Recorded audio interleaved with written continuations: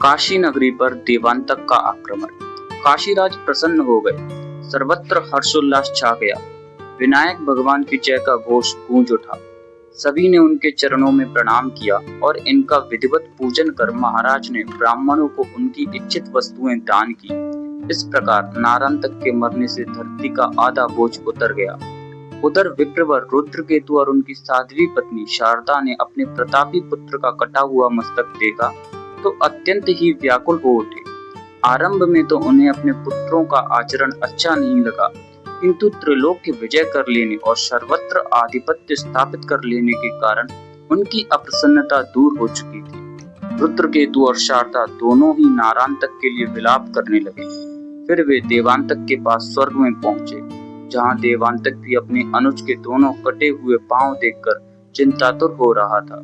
उसने गुप्तचर भेजकर पता लगाया तो मृत्यु का विश्वास होने पर वह भी रोने लगा। तभी उसके मंत्रियों ने कहा, महाराज, युद्ध क्षेत्र में हार या जीत तो होती ही है। शत्रु के प्राण लेना या उनके हाथों स्वयं मर जाना सामान्य बात है। फिर पृथ्वी पर तो आयु भी 100 वर्ष की ही मानी जाती है, इसलिए अब ना मरते तो 100 वर्ष होने पर तो मृत्यु आ ही सकती थी। इसीलिए अपने भाई की मृत्यु का शोक ना करके शत्रु से प्रतिशोध करना चाहिए।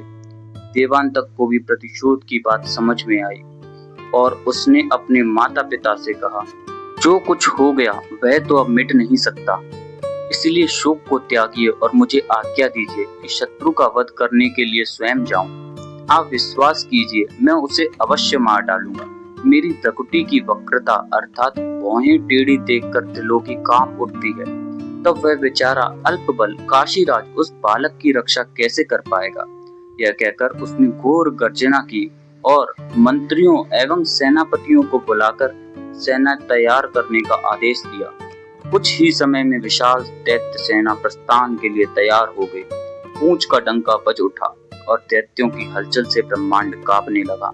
देवांतक की विशाल सेना ने काशी पर भयंकर रूप में आक्रमण कर दिया, परंतु नारायणतक की मृत्यु के कारण निर्भय और अत्यंत उत्साहित हुई काशी वासियों को उनसे विशेष चिंता नहीं हुई।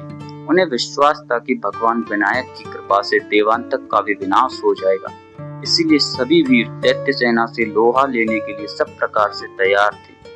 काशीराज ने विनायक की आज्ञा प्राप्त करना आवश्यक समझा। उस समय वे बालकों के साथ खेल रहे थे। महाराज ने उनके चरणों में प्रणाम कर निवेदन किया, प्रभु, नारायणतक का बड़ा भाई देवांतक चढ़ आया है।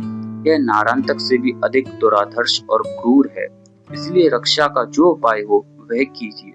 विनायक ने आदेश भरे स्वर में कहा, अपनी सेना को शत्रु के समक्ष भेजो राजन, परंतु ध्यान रहे समागत दैत्य के पराभवार्थ कुछ देवियां आ रही हैं, अर्थात उपस्थित दैत्यों को मारने के लिए कुछ देवियां आ रही हैं। जब वे आ जाएं, तब आपकी सेना उनके पीछे रहती हुई निर्देश पालन करे। महाराज ने अपने प्रधान सेनापति को यह बात समझा दी, तब स्वयं भी रण क्षेत्र के लिए चल पड़े। उन्होंने देखा दैत्य सेना नारायणतक की सेना से भी अधिक एवं समस्त साधनों से संपन्न थी। जिधर दृष्टि डालो उधर दैत्य ही दैत्य दिखाई देते थे। इस स्थिति ने काशीराज को शंकित और भयभीत बना दिया। उधर भगवान विनायक ने विशाल रूप धारण कर सिद्धि बुद्धि का स्मरण किया। दोनों तुरंत उपस्थित हुई। तभी उन्होंने सिद्धि को आदेश दिया, इन दैत्यों के विनाशार्थ एक विशाल सेना की आवश्यकता होगी, साथ ही सैन्य संचालन भी ठीक प्रकार से हो सके, इसकी भी व्यवस्था की जाए। आदेश मिलते ही सिद्धि देवी ने देवांतक की सेना के निकट जाकर भयंकर गर्जना की, जिससे समस्त दिशाएं एवं धरती आकाश कंपायमान हो गए। उसी समय स्त्रियों की 8 विशाल सेनाएं प्रकट हो गई, जिनका नेतृत्व अणिमा आदि प्रसिद्ध अष्ट सिद्धियां कर रही थी। देवांतक ने उन नारी सेनाओं को देखकर बहुत घबराया।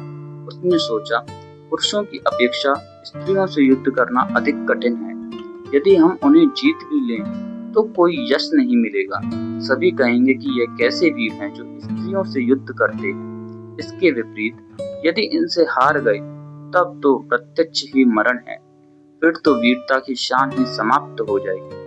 उससे तो नितांत निंदा ही हाथ लगेगी। उसके विचार का अनुमोदन किया। एक सेनापति ने, जो स्त्रियों से युद्ध करना हे समझता था, साथ ही उसने यह भी कहा, स्वर्गाधीप, यह सभी स्त्रियां हमें मार डालने एवं स्वयं मर जाने के लिए प्रस्तुत हैं। यह किसी भी प्रकार से हटने वाली नहीं है, इसलिए शीघ्र ही हमें अपने कर्तव्य का निश्चय करना चाहिए। तभी एक अन्य सेनापति ने कहा, राजन, इन स्त्रियों से तो हम निपट लेंगे, आप तो सेना के पीछे की ओर जाकर संचालन व्यवस्था को देखें। अपने साम्राज्य और सम्मान की रक्षा के लिए युद्ध तो करना ही होगा।